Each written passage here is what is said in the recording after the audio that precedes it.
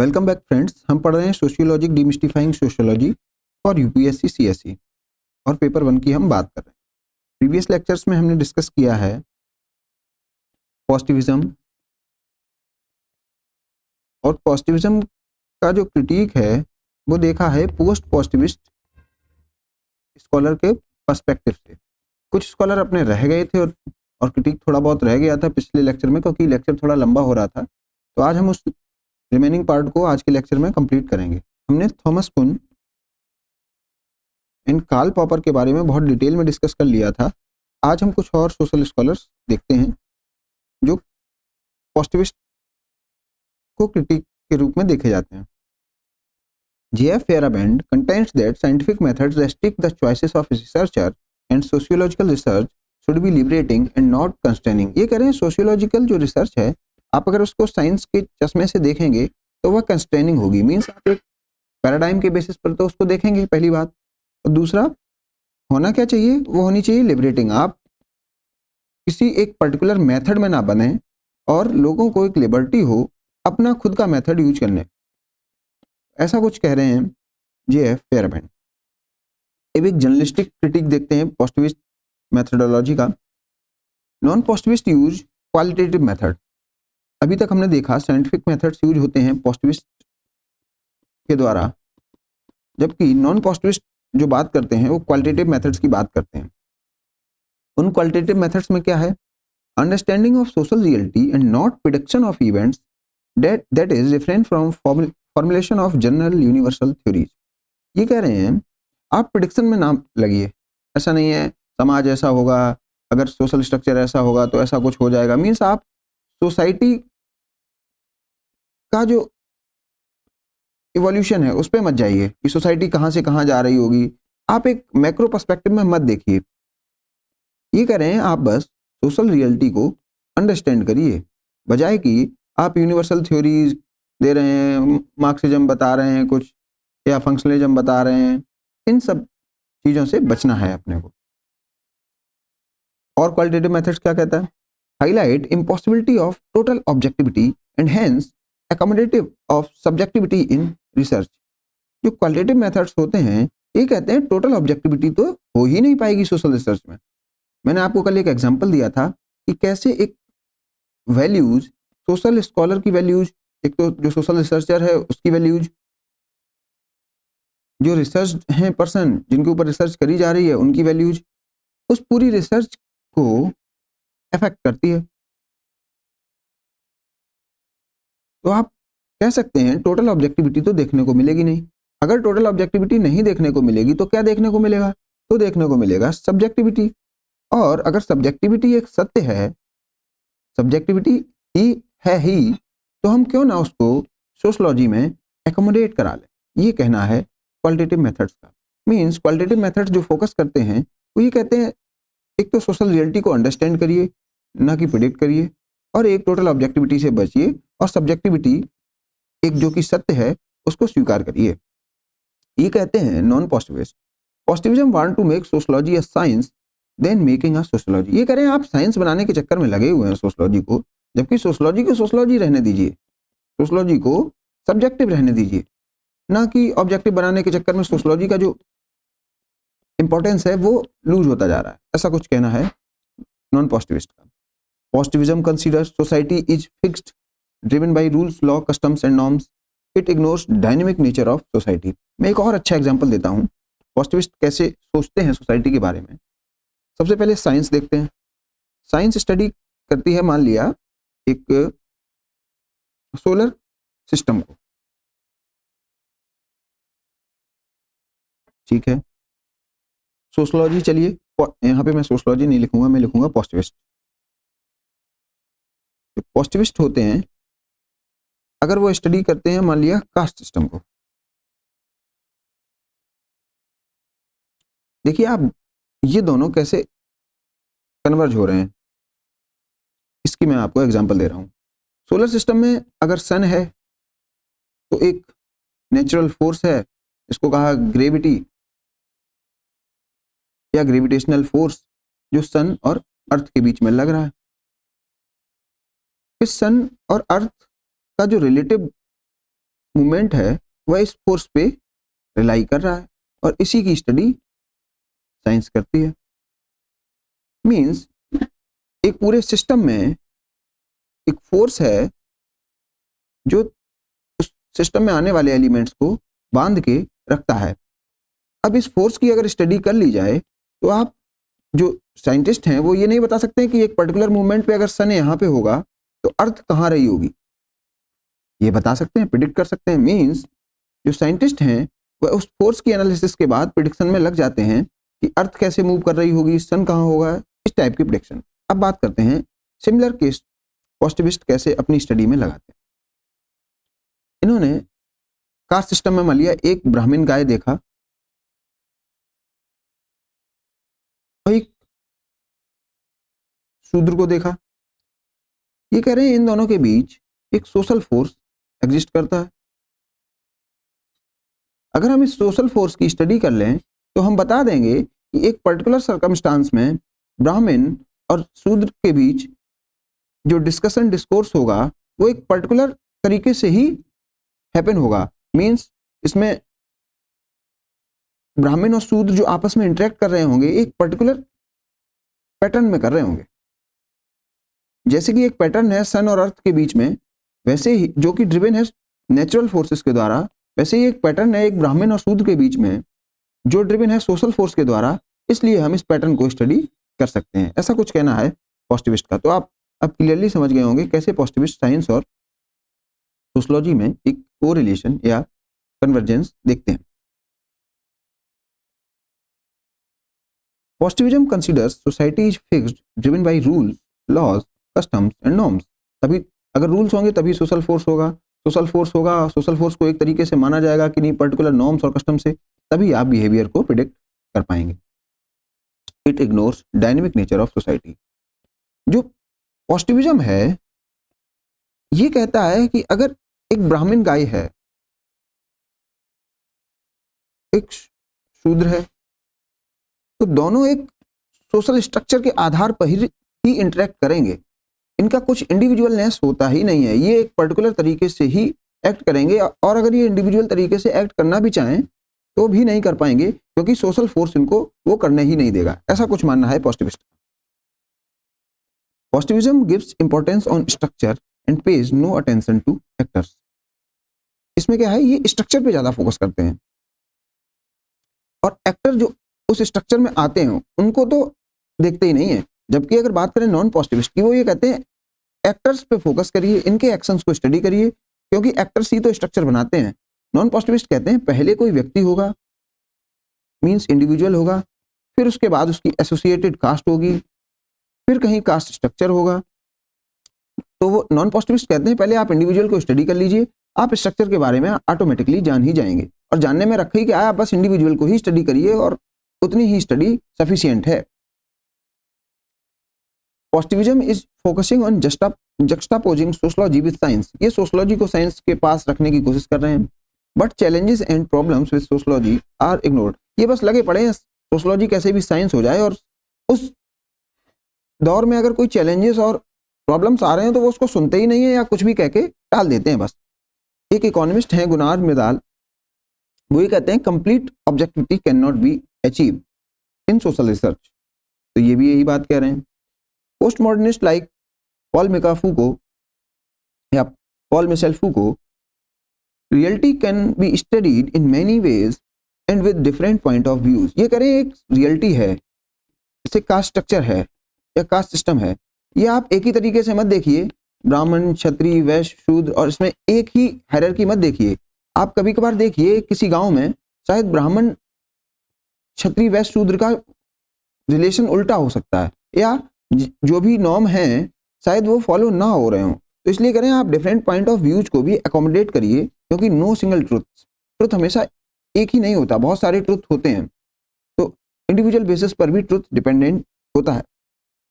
एक new Marxist हैं जिनका नाम है जर्गन हर्बरमास, ये कहते हैं he criticised positivism for claiming cognitive monopoly over truth. ये क्योंकि पॉजिटिविज्म कह रहा है साइंस सोशलॉजी है और साइंस तो ट्रुथ बताता ही है और साइंस ही बस ट्रुथ बताता है, तो मीन सोशलॉजी जो पॉजिटिविस्ट सोशलॉजी है वही ट्रुथ बता पाएगी या वही ट्रुथ को क्लेम कर पाएगी, ऐसी कुछ मोनोपोली पॉजिटिविस्ट स्कॉलर सोशियोलॉजी में देखना चाहते हैं। In social life many things are present which can not be explain from scientific perspective. अभी कह रहे हैं बहुत सारी चीजें हैं जो साइंटिफिक पर्सपेक्टिव से एक्सप्लेन ही नहीं हो सकती हैं, तो क्या वो ट्रुथ नहीं है? Example, love, happiness, emotions, nationalism can not B quantified. अब कोई चीज क्वांटिफाई नहीं हो सकती है तो साइंस में उसकी कोई जगह नहीं। अगर साइंस में उसकी कोई जगह नहीं तो क्या इनका एग्जिस्टेंस है ही नहीं? क्या ये ट्रुथ है ही नहीं? आप हैप्पीनेस भी एक ट्रुथ है, इमोशंस भी ट्रुथ है, या नेशनलिज्म भी एक ट्रुथ है। एक और मैंने एग्जांपल दिया है जो आपको अच्छी तरीके से समझ में आएगा। एक पायलट पेन मान लीजिए, एक पेन है पायलट। अगर उसकी साइंटिफिक एनालिसिस करें, मींस जो दिखे वही लिखें, तो वो क्या है? या फैक्चुअल एनालिसिस करें, a pen with steel tip, plastic body and fibrous refill. ये स्टडी हो गई इसकी, और ये जो फैक्ट हो जाएगा मींस इसके बायोलॉजी के आधार पे इन्होंने उस फैक्ट को डिफाइन कर दिया। अब बताइए, एक मैं आपको सिनेरियो देता हूं, सिमिलर पायलट पेन हो सकता है पीएम की जेब में, पीएम की पॉकेट में, और सिमिलर पायलट पेन हो सकता है एक रैग पिकर की पॉकेट में। तो दोनों की पॉकेट में इस पेन का जो एग्जिस्टेंस है वो क्या सिमिलर है? शायद नहीं। तो आप देख सकते हैं पेन की जो आइडेंटिटी है वो उसके कंटेक्स्ट पे डिपेंड कर रही है। मींस वह पेन कैसे है, कहाँ है, कैसे, कहाँ, या किन परिस्थितियों में है, ये इंपॉर्टेंट है, ना कि पेन की बायोलॉजिकल एनालिसिस। एक और एग्जांपल देता हूं, ये पेन, चलिए मैंने आपको इसका बायोलॉजिकल फैक्ट के बारे में तो बता दिया पेन कैसा होता है, जबकि उसी पेन को मेरे लिए, मैं आपको जो पढ़ा रहा हूं, मेरे लिए उस पेन की मीनिंग कुछ अलग है। मैं उस पेन को देखता हूं जो मेरे एक बेस्ट फ्रेंड ने मुझे गिफ्ट किया था क्लास 6 में, और वो मुझे वह पेन बहुत बार उसने गिफ्ट किया जबकि मैंने उसको गिफ्ट कभी नहीं किया। तो मेरे लिए उस पेन की जो थॉट है वो अलग है। मैं उसको pen with steel tip, plastic body, fibrous refill की तरीके से नहीं देखता हूं, मैं देखता हूं एक फ्रेंडशिप का वह सिंबल है, और वो जो फ्रेंडशिप वन साइडेड है, जिसमें मैं उसको पेन नहीं दे पाया लेकिन वो मुझे पेन देता रहा। तो यहां पे देख रहे हैं आप, कहीं ना कहीं दोनों चीजें अलग अलग हैं। अब अगर साइंटिफिक एनालिसिस की बात करें तो साइंटिफिक एनालिसिस में जो साइकोलॉजिकल फैक्ट है वो तो आ ही नहीं रहा, तो क्या इसको ट्रुथ नहीं मानेंगे? जबकि ये भी ट्रुथ है एक। मेरे फ्रेंड और मेरे बीच जो भी डिस्कशन हुआ पेन के रिगार्डिंग, वो तो इसमें कैप्चर नहीं हो रहा है साइंटिफिक एनालिसिस में। ऐसी ही कुछ बात कर रहे हैं Jurgen Habermas. Habermas highlights that science provides us partial information about reality. Information तो देती है साइंस, लेकिन पार्शियल, मींस जो दिखे वही लिखें और जो ना दिखे क्या वो ना लिखें, ऐसी कुछ बात हेबरमास करते हैं। मेरे लिए तो साइंस पूरा सत्य तो नहीं बता सकी, तो किस बात का लोड लिया जाए? सही बात है, साइंस ने तो मुझे ये बता दिया ऐसा कुछ पेन है। साइंस ने मुझे कभी ये बता पाया कि पेन मेरे फ्रेंड ने दिया था, या पेन के साथ मेरी कुछ साइकोलॉजिकल अटैचमेंट है, या पेन किसकी जेब में है, वो बात भी इंपॉर्टेंट है। एक और स्कॉलर हुए हॉर्कहैमर, ये कहते हैं science tells us about separation of,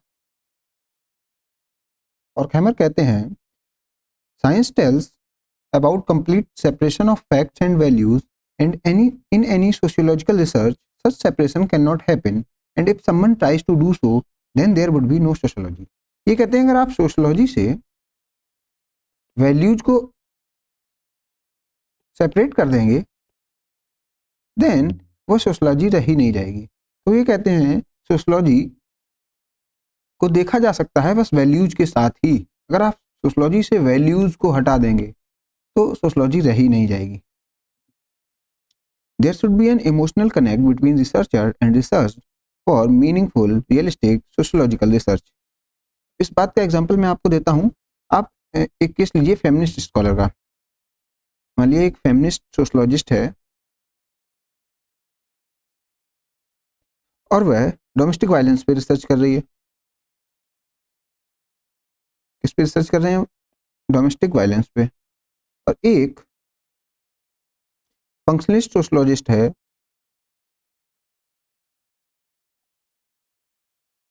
वो भी रिसर्च कर रहे हैं डोमेस्टिक वायलेंस पे।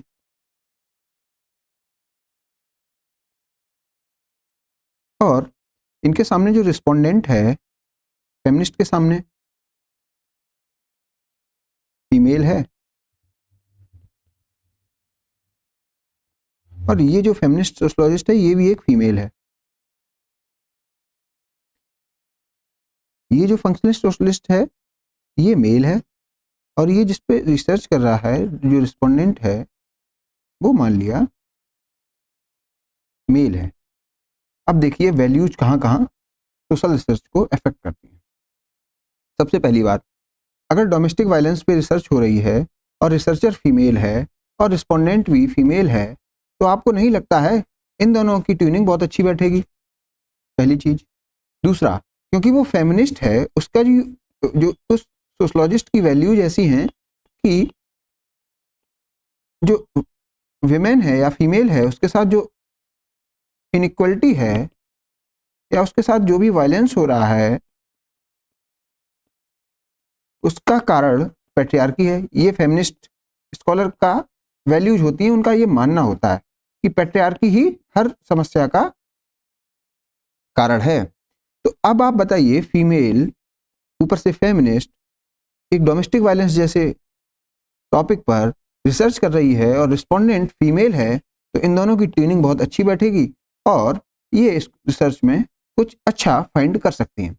जबकि अगर आप इस केस में यहाँ फीमेल हटा दीजिए, यहाँ पे ले आइए मेल।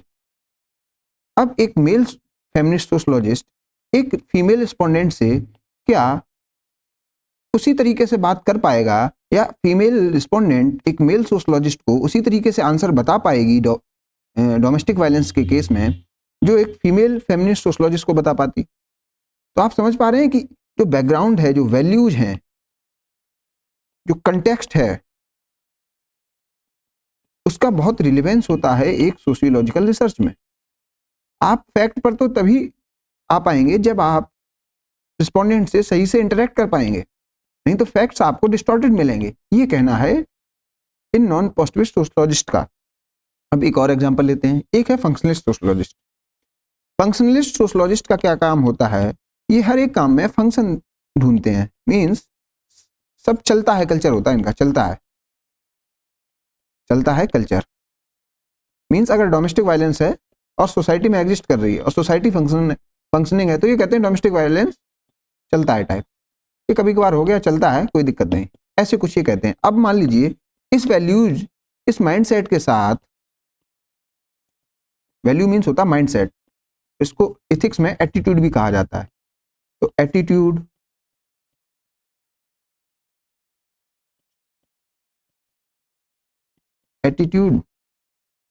माइंडसेट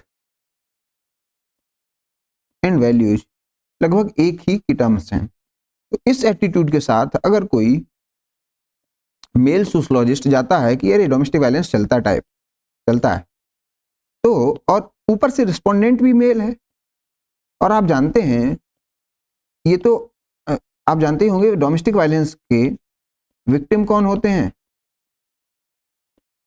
ज्यादातर फीमेल ही होती हैं।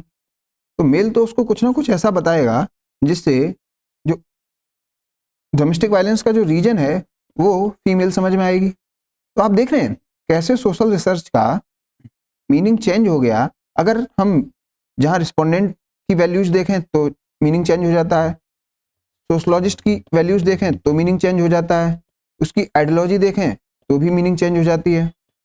तो इसलिए ये कहते हैं एक सोशोलॉजिकल रिसर्च में फैक्ट एंड वैल्यूज को सेपरेट नहीं कर सकते हैं। अगर आपको फैक्ट्स जानने हैं तो आपको एसोसिएटेड वैल्यूज को भी रिकॉग्नाइज करना पड़ेगा, ऐसा कुछ कहना है हॉर्खहैमर का।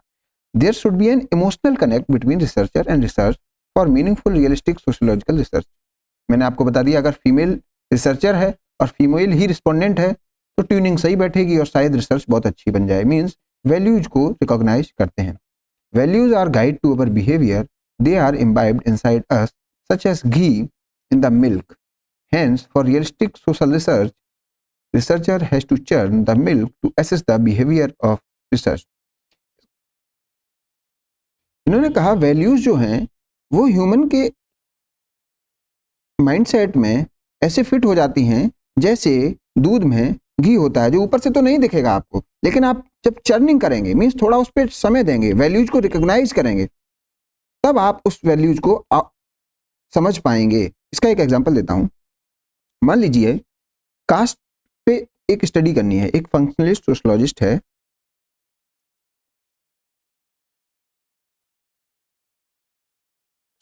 है, जो कास्ट पे स्टडी करना चाहता है, और वो स्टडी कर रहा है इज कास्ट गुड,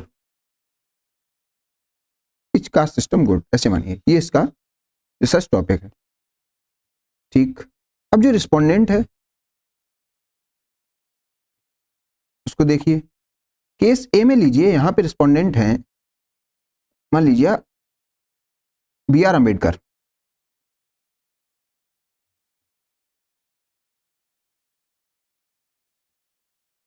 और दूसरे जो रिस्पोंडेंट हैं मान लीजिए महात्मा गांधी।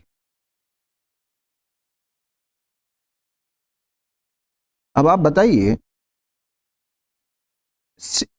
एक फंक्शनलिस्ट आएगा जो same set of questions Ambedkar साहब से करेगा, same set of question Gandhi ji से करेगा, तो क्या दोनों सोशल रिसर्चेस का जो कंक्लूजन होगा वो सिमिलर होगा? शायद आपका आंसर होगा नहीं। वो क्यों नहीं होगा? क्योंकि जो रिस्पोंडेंट हैं उनकी जो वैल्यूज हैं वो अलग अलग हैं। अंबेडकर साहब कास्ट को बहुत खराब बताते हैं, जबकि महात्मा गांधी वर्ण सिस्टम को तो जस्टिफाई करते हैं, लेकिन कास्ट को उसका डिस्टॉर्टेड फॉर्म बताते हैं। तो आप देखेंगे सेम रिसर्च का इफेक्ट अलग अलग होगा, क्योंकि महात्मा गांधी की जो वैल्यूज हैं वो अलग हैं और अंबेडकर साहब की वैल्यूज जो अलग हैं। अब आप बताइए, अगर फंक्शनलिस्ट पहले से इनकी वैल्यूज के बारे में नहीं जानता हो, मीन्स इनकी वैल्यूज क्या हैं, ये कास्ट सिस्टम को कैसे देख रहे हैं, उसी हिसाब से वो अपने क्वेश्चन को फ्रेम कर सकता है, उसी हिसाब से वो अपने कंक्लूजन को ड्रॉ कर सकता है कि यार इन्होंने अगर ऐसा आंसर दिया है क्योंकि ये एंटी कास्ट हैं या कोई प्रो कास्ट है, तो फिर इसमें ये कंक्लूजन निकाला जा सकता है। तो ये बात कही जा रही है वैल्यूज लाइक घी, तो हमें उसको चर्न करना पड़ेगा, मीन्स अंडरस्टैंड करना पड़ेगा values of respondent. Positivism is killing the essence of sociology. अब ये कह रहे हैं पॉजिटिविज्म में तो वैल्यूज आपने हटाई दी, वो कह रहे हैं कि वैल्यूज का कोई मतलब नहीं, और अगर आप उस घी को हटा देंगे, आप चर्निंग करेंगे ही नहीं, तो फिर आपको मिलेगा ही क्या? By separating out values from the fact. Positivism is not respecting to the values, therefore it is mechanical pursuit. ये बस ढर्रे जैसा कुछ काम है, मीन्स हो रहा है बस, और कुछ भी नहीं, मतलब मन से नहीं हो रहा है, बस मैकेनिकल परस्यूट जैसा कुछ है। एक और एग्जांपल मैंने यहाँ पे लगा रखा है। मैंने आपको एक सिनेरियो दिया 16 सोमवार का व्रत, मैंने बस बोल दिया 16 सोमवार का व्रत। अब अगर आप पॉजिटिविस्ट हैं तो आप करेंगे वैल्यू फ्री रिसर्च, तो आप कहेंगे यार 16 सोमवार का व्रत अगर कोई लड़की कर रही है, मतलब, और उससे अगर पूछा भी लड़की से, तो उसने कह दिया सर मैं तो वेट रिडक्शन के लिए करती हूँ। चलिए, तो पॉजिटिविस्ट कहेगा हाँ ये जो 16 सोमवार का व्रत है वो वेट रिडक्शन के कारण होता है, और वो उस पर एक कंक्लूजन दे देगा। चलिए, जबकि अगर इस रिसर्चर ने, अगर ये पॉजिटिविस्ट ना होता और ये नॉन पॉजिटिविस्ट होता, तो ये पहले तो स्टडी करता कंटेक्स्ट।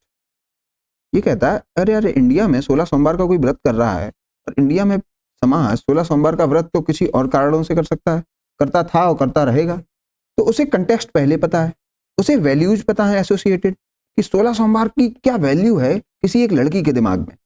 तो जो अगर real value based social analysis करे हो, मीन्स नॉन पॉजिटिविस्ट एनालिसिस करी जाए, या फिर वैल्यू ओरिएंटेड रिसर्च करी जाए, तो वो पता कर लेगा वजन घटे चाहे बढ़े, पर पति मन चाहे मिल जाए, वो लड़की से ये बात कहीं ना कहीं कहलवा देगा। तो ये दोनों का डिफरेंस होता है। अब आप बताइए, अगर रीजन ये है और कंक्लूजन में ये आ रहा है, तो रिसर्च का कुछ मतलब रह गया? ये तो बस मैकेनिकल परस्यूट हो गया, बस रिसर्च के नाम पे रिसर्च हो रही है, और रिसर्च ट्रू नहीं है, ट्रूथफुल नहीं है। तो ऐसी कुछ बात है पॉजिटिविस्ट और नॉन पॉजिटिविस्ट एनालिसिस की। एक और स्कॉलर हुए पीटर बर्जर, ये कहते हैं facts don't fall from sky and sociologist are not suppose to carry a basket to collect them. ये कह रहे हैं सोशलॉजिस्ट क्या कर रहे हैं, फैक्ट के पीछे भागे, मींस पॉजिटिविस्ट फैक्ट्स के पीछे भागे पड़े हुए हैं, फैक्ट फैक्ट फैक्ट, और फैक्ट्स के चक्कर में कंटेक्स्ट छोड़ देते हैं। जैसे यहाँ पे फैक्ट तो इन्होंने ढूंढ लिया, वेट रिडक्शन, ये फैक्ट था, लड़की ने बताया फैक्ट हो गया ये। लेकिन कंटेक्स्ट क्या था यार, भारत है, भारत में कोई लड़की ये बताएगी वो 16 सोमवार का व्रत क्यों करती है? वो तो उसे पहले सोसाइटी को स्टडी करना पड़ेगा, एसोसिएटेड वैल्यूज स्टडी करनी पड़ेगी, रिलीजन को स्टडी करना पड़ेगा, इवन फैमिली तक को स्टडी करना पड़ सकता है, उसकी मदर से भी डिस्कशन करना पड़ सकता है, फिर इसके कंटेक्स्ट को समझ पाएगा, फिर एक कंक्लूजन को ड्रा कर सकता है यार 16 सोमवार का व्रत तो शायद मनचाहा पति के लिए किया जाता है। ऐसी कुछ बात है नॉन पॉजिटिविस्ट रिसर्च की। पीटर बर्जर कहते हैं positivistic sociology is a kind of fishing in the pond for facts but they fail to understand the facts occur in context although context is more important than fact. ये कह रहे हैं जो positivist scholar है वो facts की तरफ focus करता रहता है। जैसे एक पॉन्ड है, उसमें एक फिश है, एक यहाँ पे फिशिंग हो रही है, चलिए यहाँ पे आप मान लीजिए इसको ले लिया, कह दिया फैक्ट, इसको कह दिया पॉजिटिविस्ट। तो पॉजिटिविस्ट का फोकस क्या है, फिश पर है, चलिए उसने फिश को निकाल लिया या फैक्ट को तो निकाल लिया, लेकिन उसके आसपास जो सराउंडिंग है, जो कि उसका कंटेक्स्ट है, उस पर तो फोकस ही नहीं है, वो अकेला फिश ले जाता है। ऐसी कुछ एनालॉजी दे रहे हैं बर्जर साहब। Context are created, recreated and dismantled to create facts. बोले फैक्ट्स के साथ अगर कंटेक्स्ट को ना स्टडी किया जाए तो कोई मीनिंग ही नहीं है। आप अगर 16 सोमवार के व्रत की स्टडी कर रहे हैं तो आप देखिए लोग उस सोसाइटी में किसको वैल्यू कर रहे हैं, क्या रिलीजन को वैल्यू कर रहे हैं, क्या फिटनेस को वैल्यू कर रहे हैं? अगर इंडिया की बात करें रिलीजन को वैल्यू करते हैं लोग, तो यहाँ पे रिसर्च का जो कंक्लूजन होगा वो कुछ और होगा। अगर अमेरिका की बात करें, अगर यहाँ पे फिटनेस को लोग वैल्यू कर रहे हैं तो फिर उसी रिसर्च का जो कंक्लूजन होगा वो डिफरेंट होगा। मीन्स आपको कंटेक्स्ट देखना पड़ेगा, वैल्यूज देखनी पड़ेगी लोगों की, तब आप रिसर्च सही से कर पाएंगे। अब देखिए एक फैक्ट है, मैंने आपको एक फैक्ट बताया, मेरे मित्र ने कल सिर को मुड़वा दिया। चलिए अब इस फैक्ट से आप क्या देख सकते हैं, उसके बाल हट गए हैं, तो अब कंटेक्स्ट फर्स्ट देखिए, तिरुपति टेम्पल विजिट किया होगा इसलिए बाल हट गए। कंटेक्स्ट सेकंड देखिए, शायद उसके दादाजी नहीं रहे होंगे इसलिए बाल हट गए होंगे। कंटेक्स्ट थर्ड देखिए, शायद उसके हेयर फॉल हो गया होगा। अब जो पॉजिटिविस्ट सोशलॉजिस्ट है वो क्या कर रहा है, इस फैक्ट को ले जाता है निकाल के और इस पे एक कंक्लूजन दे देता है और इस कंटेक्स्ट को छोड़ जाता है। तो कहता है कंटेक्स्ट में रखा ही क्या है, फैक्ट देखिए। तो आप बताइए जब तक फैक्ट और कंटेक्स्ट मैच नहीं करेंगे तब तक सोशल रियलिटी पता लग पाएगी? ऐसा कुछ कह रहे हैं Peter Berger. Every social institution is dynamic, therefore very premise of positivism is baseless. बोले चीजें बहुत जल्दी से चेंज होती हैं, सोशल सिचुएशन चेंज होती रहती हैं, इसलिए कंटेक्स्ट बहुत इंपॉर्टेंट है, नहीं तो पॉजिटिविज्म तो बेसलेस है ही। थियोडोर अडॉर्नो ये क्या कहते हैं, positivism is a form of negative dialectics. Means ये नेगेटिव डिस्कशन है। अब नेगेटिव डिस्कशन क्यों है, that give rise to regression of knowledge. बोले इससे तो कुछ नहीं, पिछड़ापन आता है। क्यों आता है, ये करें वुमेन एम्पावरमेंट पर तो डेटा भर भर कर मिल जाएगा, लेकिन प्रधान पति पर नहीं लिखा जाएगा। जैसे बोले आप जैसे फैक्ट ढूंढने निकले, पॉजिटिविस्ट है वो फैक्ट ढूंढेगा, तो अब फैक्ट ढूंढने निकला है तो फैक्ट किस पे मिलेगा उसे, ज्यादातर जिस पे लिखा जाता है। तो वुमेन एम्पावरमेंट पे ज्यादा लिखा जा रहा है तो वुमेन एम्पावरमेंट वो फैक्ट ढूंढ के दे देगा आपको, जबकि उसके एसोसिएटेड मान लिया प्रधान है, एक वीमेन है, तो अगर उसकी फैक्चुअल एनालिसिस करें या पॉजिटिविस्ट एनालिसिस करें तो ये आपको वुमेन एम्पावरमेंट जैसा कुछ दिखेगा। चलिए ये तो बात सही रही, महिलाएं प्रधान बन रही हैं, लेकिन अगर इसकी कंटेक्स्ट स्टडी करें, ये तो फैक्ट की बात हो गई, कंटेक्स्ट स्टडी करें तो देखते हैं एक प्रधान पति जैसा कुछ कंसेप्ट आया है जिसमें इस विमेन का जो हस्बैंड है वही सभी मीटिंग कन्वीन करता है, मीटिंग का कन्वीनर वही रहता है, सभी डिसीजन वही लेता है, बस जो सिग्नेचर है वो उस विमेन का होता है। तो आप बताइए डिफैक्टो जो वो है प्रधान, वो तो प्रधान उसका हस्बैंड है, लेकिन डिज्यूर जो प्रधान है वो उसकी वाइफ है। तो आप बताइए इस केस में अगर पॉजिटिविस्टिक स्टडी करी जाए, डेटा पर ही बस फोकस किया जाए, तो हम उसकी रियलिटी को, जो रियलिटी प्रधान पति वाली है, उसको मिस ही कर देंगे। ऐसा कुछ कहना है थियोडोर एडोर्नो का। Positivism is the mechanical explanation of the truth, and real truth is always hidden by positivists, leading to regression of knowledge. ये कह रहे हैं जो पॉजिटिविस्ट होते हैं वो रियल ट्रुथ पर तो फोकस ही नहीं करते हैं। आप प्रधान पति पर तो कुछ कहेंगे ही नहीं, क्योंकि वो आपको दिखता ही नहीं है।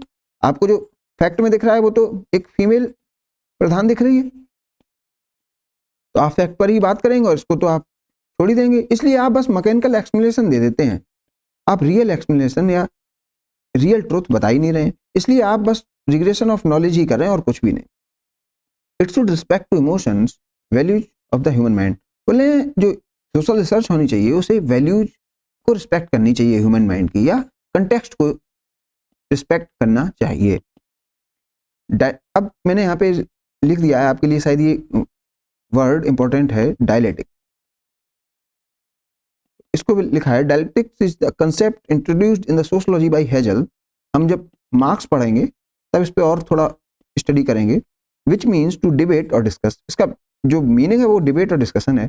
To arrive at conclusion means एक कंक्लूजन पर अराइव करने के लिए हम लोग डिबेट करते हैं, जिसमें एक प्रो होता है, कोई एंटी होता है, और फिर एक उसके बाद एक कॉमन पॉइंट पे निकलते हैं। मीन्स एक इसमें जो कीवर्ड्स हैं वो ऐसे हैं: सिंथेसिस,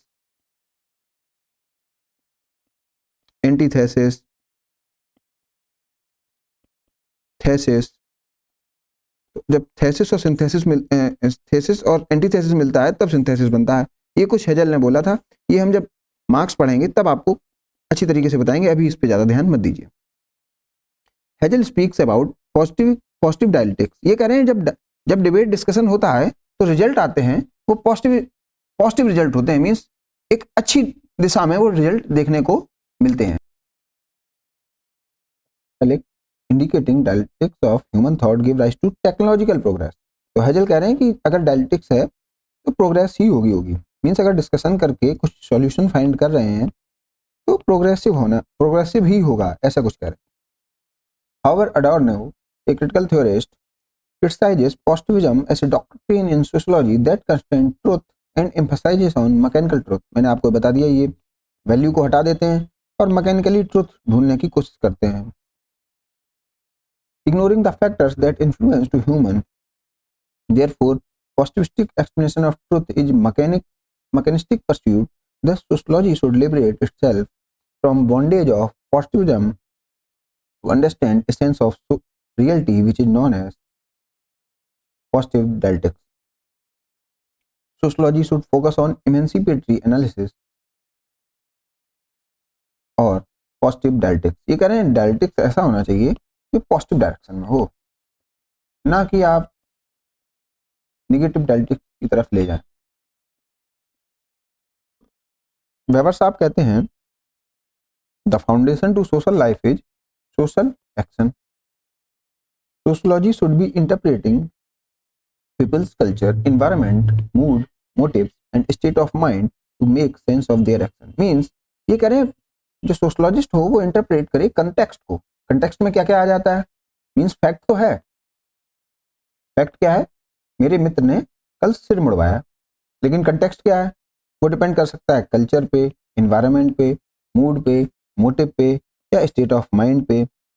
इसलिए जब आपको सोशल एक्शन रीड किया जाता है तो सोशल एक्शन में फैक्ट प्लस कंटेक्स्ट दोनों को रीड करने की बात कह रहे हैं आपके वेबर। तो वेबर जो अप्रोच लेते हैं वो कहीं ना कहीं मिडिल पाथ वाली लेते हैं, क्योंकि फैक्ट अगर स्टडी हो रहे हैं तो ये पॉजिटिविस्ट भी कहे जाते हैं, पॉजिटिविस्ट जैसा कुछ कह रहे हैं। अगर कंटेक्स्ट स्टडी करने के लिए कह रहे हैं तो ये नॉन पॉजिटिविस्ट जैसा कुछ कह रहे हैं। मीन्स ये पॉजिटिविस्ट और नॉन पॉजिटिविस्ट के बीच का कुछ सोशलॉजी में बताते हैं। मीन्स ये मिडिल पाथ सोशलॉजी को लेने की कहते हैं। बोले एक्सट्रीम एंड पे मत रहो और फैक्ट और कंटेक्स्ट को आपस में मर्ज करके काम चलाओ। Social actions are the foundation to social structure. ये कह रहे हैं सोशल स्ट्रक्चर से आप किसी इंडिविजुअल के एक्शन को मत पढ़िए। ये कह रहे हैं आप किसी सोशल एक्शन को रीड करिए, उसके बाद सोशल स्ट्रक्चर अपने आप समझ जाए। ये सोशल एक्शंस के इन्होंने आइडियल टाइप बताए हैं। ये मैं जब आपको वेबर चैप्टर पढ़ाऊंगा तब और क्लियर होगा कि ये सोशल एक्शन का मीनिंग क्या है और इसके टाइप्स क्या हैं और ये कैसे सोशल स्ट्रक्चर की फाउंडेशन के रूप में काम करता है। Anthony Giddens, science goes for single hermeneutics that is interpretation, sociology goes for double hermeneutics. ये कहते हैं साइंस में तो अकेला फैक्ट ही फैक्ट पढ़ना है, साइंस में इतना कठिन कुछ है ही नहीं, फैक्ट तो आप कैसे भी स्टडी कर सकते हैं। बोले सोशलॉजी में तो आपको डबल इंटरप्रिटेशन चाहिए, therefore sociology can never be a science as both are poles apart. आप यहाँ पे ई ऐड कर लीजिए, मैं टीम को बोल के इसको सही करा दूंगा। ये कह रहे हैं कि सोशलॉजी में तो डबल इंटरप्रिटेशन चलेगा। अब डबल इंटरप्रिटेशन का मीनिंग क्या है? वैसे यहाँ पे जो मैंने बताया हर्मेनेटिक्स मीन्स इंटरप्रिटेशन होता है, इंटरप्रिटेशन मीन्स ट्रुथ को एक्सप्लोर करने की कहानी। In the field of science scientist observe the facts then interpret the facts applying his rational mind, therefore science goes for singular interpretation. In the field of sociology, human beings manifest their behavior which is culturally appropriate, therefore every human behavior is evaluated through cultural appropriateness or interpretation. A researcher evaluates people behavior first by using his theory, secondly by interpreting people's culture, therefore sociology goes for double hermeneutics. Hence, proclamation of sociology as science is highly unacceptable. अब इसमें क्या ये कह रहे हैं? ये कह रहे हैं कि साइंस तो फैक्ट की ही इंटरप्रिटेशन करती है अकेली, ओनली फैक्ट। तो ये तो हो गया सिंगल हर्मेनेटिक्स। बोले जहां सोशलॉजी है ये फैक्ट प्लस कंटेक्स्ट दोनों को स्टडी करता है, मींस कल्चर भी स्टडी करता है सोसाइटी का और उससे एसोसिएटेड फैक्ट को फिर समझता है। तो ये तो हो गया डबल हार्मोनिटिक्स। तो अगर ये सिंगल हार्मोनिटिक्स है, ये डबल हार्मोनिटिक्स है, तो दोनों सेम कैसे हो सकते हैं? ये बात कह रहे हैं एंथनी गिडेंस। अब नेक्स्ट चैप्टर में हम पर्टिकुलरली पढ़ने वाले हैं नॉन पॉजिटिविस्ट मेथोडोलॉजी। फिर से हम रिवाइज करेंगे इस पूरे चार्ट को और देखेंगे माइक्रो मैक्रो का डिफरेंस। फिर हम नॉन पॉजिटिविस्ट मेथोडोलॉजी पढ़ेंगे, उसमें देखेंगे कौन कौन सोशल स्कॉलर हैं, इसको हम अब डिटेल में पढ़ेंगे। अभी तक जो भी हम नॉन पॉजिटिविज्म पढ़ रहे हैं ये ऐसे क्रिटिक पढ़ रहे हैं, मीन्स कौन सा non positivist social scholar positivist के बारे में क्या कह रहा है, मीन्स हम पॉजिटिविज्म के फ्रेम ऑफ रेफरेंस से नॉन पॉजिटिविस्ट को पढ़ रहे थे। अब हम इसको पढ़ेंगे नॉन पॉजिटिविस्ट को और देखेंगे ये अपने बारे में क्या कहते हैं। अभी तो इनका हम देख रहे थे ये पॉजिटिविस्ट के बारे में क्या कहते हैं, अब हम देखेंगे ये अपने बारे में क्या कह रहे हैं, इनकी मेथोडोलॉजीज क्या है और इनमें भी क्या प्रॉब्लम्स हैं और इनके क्रिटिक क्या है, ये भी हम अब नेक्स्ट चैप्टर में कवर करेंगे। तो बने रहिए। इससे पहले आप फिर से एक बार रिवीजन कर लीजिएगा पूरे चैप्टर्स का, पूरे लेक्चर्स का, जिससे कि आपको नॉन पॉजिटिविज्म समझ में आ जाए। एक बात और, नॉन पॉजिटिविज्म अगर आप किसी बुक से पढ़ने जाएंगे तो शायद आपको क्लियर ना हो। नॉन पॉजिटिविज्म को पढ़ने का सबसे अच्छा तरीका है एग्जाम्पल्स। आप एग्जाम्पल्स को स्टडी करते रहिए और आप नॉन पॉजिटिविज्म को समझ जाएंगे। तो आप बस मेरे एग्जाम्पल्स पे फोकस करिएगा और उसको आप इस बुक में नोट कर लीजिएगा। अगर आप हेड नोट्स बना रहे हैं तो वहां पे नोट कर लीजिएगा पर्टिकुलरली एग्जाम्पल। अगर इस बुक में एड ऑन कर रहे हैं तो भी आप एग्जाम्पल को वहां पर नोट कर लीजिएगा। ये मेरा बस कहना है आपसे। चलिए मिलते हैं नेक्स्ट लेक्चर में। Thank you.